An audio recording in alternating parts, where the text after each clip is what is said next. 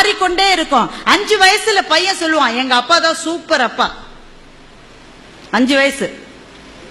10 வயசானா சொல்லுவான், எங்க அப்பா நல்லவரு, அப்பப்பா கத்துவாரு. 15 வயசுல சொல்லுவான், அம்மாவை கூப்பிட்டு, உன் வீட்டுக்காரர்கிட்ட சொல்லிடுமா, அப்பப்ப என் ரூட்ல வராரு, மரியாதையா இருக்காரு. 20 வயசானா பையன் சொல்லுவான், எப்படிமா இந்த ஆளை போய் நீ கல்யாணம் பண்ணிட்ட?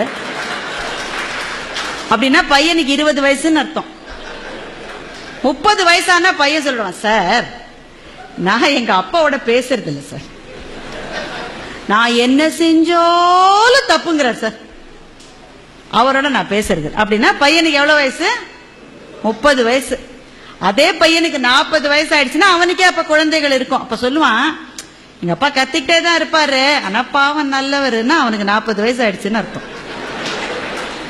அவனுக்கே 50 வயசு ஆயிடுச்சுன்னா சொல்லுவான், அந்த வறுமையிலேயே எங்க அப்பா எங்களை எப்படி வளர்த்தார் தெரியுமா, மை டாடி இஸ் கிரேட்.